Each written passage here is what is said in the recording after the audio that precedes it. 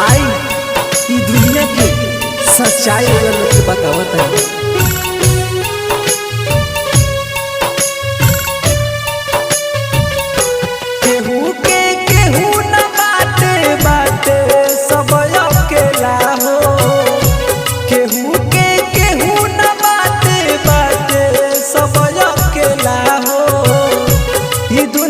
के गजबे बाटे हो ई दुनिया के गजबे बाटे बड़का झमेला हो केहू न बाटे सब अकेला हो।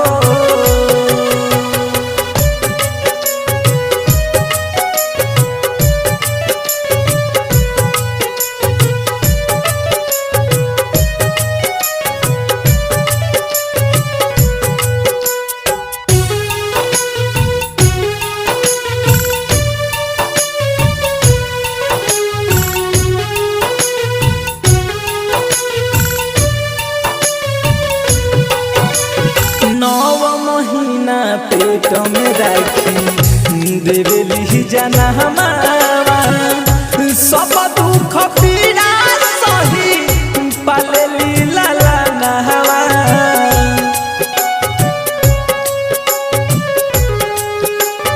हो 9 महीना पेट में राखी देवेली जाना हमारा सब दुख पीड़ा सही पालेली लाला नहवा मानस ना कबो पूछू तबो छोड़ देला हो मानस ना कबो पूछू तबो छोड़ देला हो ई दुनिया के गजबे बाटे हो ई दुनिया के गजबे बाटे बड़का झमेला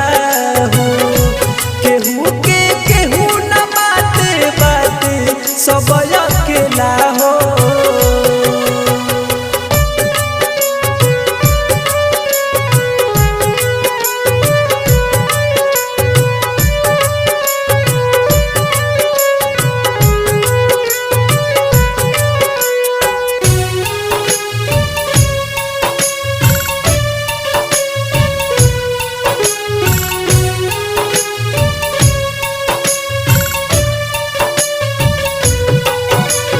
चार दिन के आइल हरी बनी जाहले ही तो हो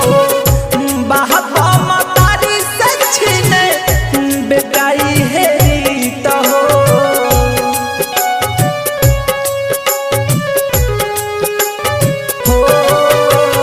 4 दिन के आइल हरी बनी जाहले ही तो हो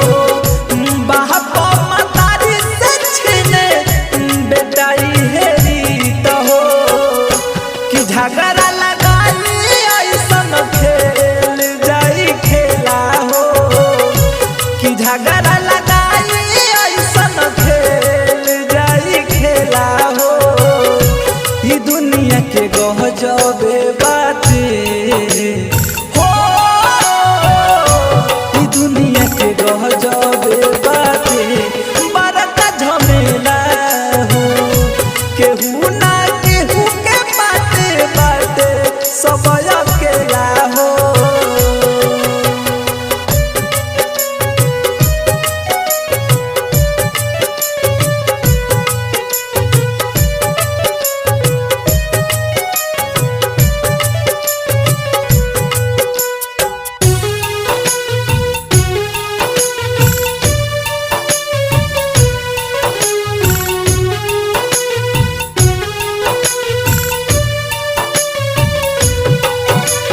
सोनी कुमार यादव कहे सच सच बात हो अंशु दीवाना जानी छोरी हो तू साथ हो